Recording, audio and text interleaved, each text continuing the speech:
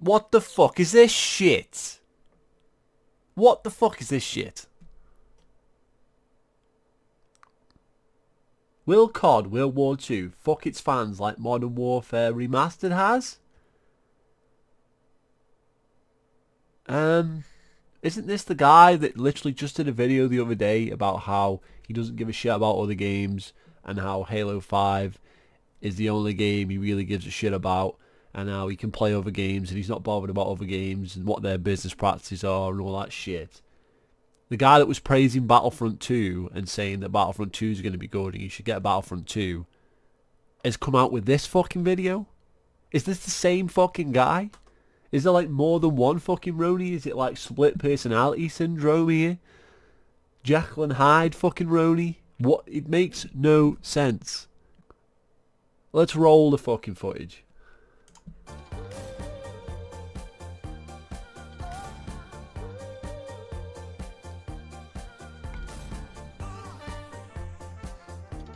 Now you're looking at the title for this video thinking, God, Ronnie, this isn't exactly the most eloquent way of phrasing that statement, is it? But no, I'm thinking, what the fuck is this video about? Being as you just literally just did a video about Battlefront 2 where somebody said that I called you out over a video that you didn't watch, so you don't know what the fuck that's about. Yet now you've made this video to make yourself look even more of a fucking idiot. I don't get it. I'm here to argue that not only is it the most appropriate title, but it actually displays a level of tolerance on my part, given the current and past actions of this series, and the companies a part of and behind it. Has Roni been bought by fucking EA Games? Because check this fucking shit out. Invasive microtransactions are the worst. Some games do it well without giving the feeling that you aren't at a loss, or that you are at a loss if you don't purchase these microtransactions. For example, Battlefield's shortcut kits are an example of this. You pay €5 for all the assault kit weapons. You can easily unlock these through gameplay time, but for those that have no time, you can do it. And for those that argue, by the way, if you've got no time to play a game, simply don't play the fucking game. Do something else. Because if you've got to pay to play, then there's no fucking point in playing it. that there is never an instance where somebody can benefit off microtransactions, just stop. I know a guy that gets up at 6 a.m. He works out. He gets on a train at 8. Isn't work for 9 a.m. Works until 6 p.m. Gets a train at 6:30. Gets home at 7:30 or 8. And has about 2 hours of free time before bed to eat, prepare meals for the next day, shower and relax. If he wants to play a game, he wants to get the full experience. And due to time constraints, he can't. So he opts to buy these battle packs. And it makes sense. And people enjoying the base game, they're not at a disadvantage due to over... How does that make sense exactly? He's fucking over the entire video game industry. That's what that guy is doing right there, Roni. Whoever he is. Okay, give me his name. Does he do fucking YouTube videos?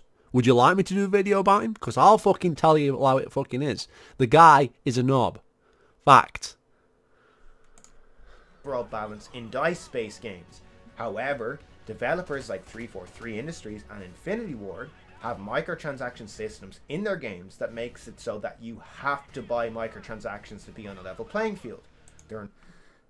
But EA with Battlefront is making it pay to win, where you will have an advantage from day one by buying the deluxe edition of the game. So what is the fucking difference, Roni? Could it be that you're simply just a Battlefield fucking fanboy? Is that the fucking difference? What's the difference between EA and Activision? What's the difference between Battlefield, Battlefront, Call of Duty and Halo fucking 5? Absolutely nothing. And for that matter, what was the difference with Gears of War fucking 4? Because you fucking praised that fucking game. Where's that fucking video gone off your channel? Alright, nowhere to be fucking seen. There are no progression systems in-game to earn your weapons. It's dumb luck and the odds are not in your favour. They promote people playing endlessly, which artificially inflates the actual time played in-game, inflates concurrent player numbers due to gambling additions via these supply drops, and creates a toxic ecosystem wherein people play like bitches just to get more credits in-game for a chance, not a guarantee, to unlock a particular weapon skin, a reticle, etc. If these aforementioned But there's loot boxes in Battlefront. Battlefront 2, there's loot boxes. What's the difference? systems are in place to the scale that they have been in previous titles in COD World War II, nothing will change with this franchise. The honeymoon phase of World War II. Nothing will change with Battlefront, and nothing will change with Halo 5, and nothing will change with Gears of War, because your fucking dickhead of a mate is buying the fucking microtransactions. That's fucking why.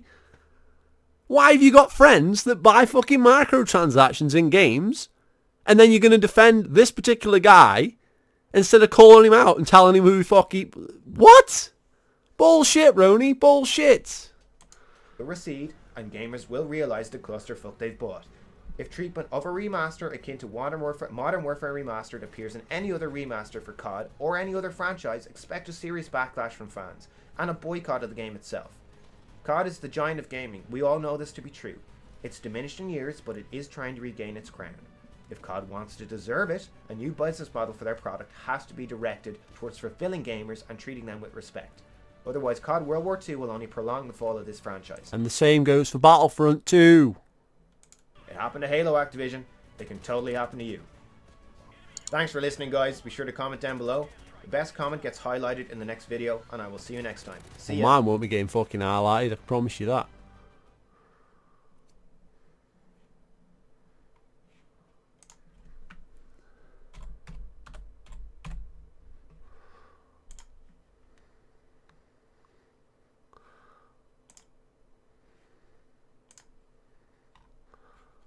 Done.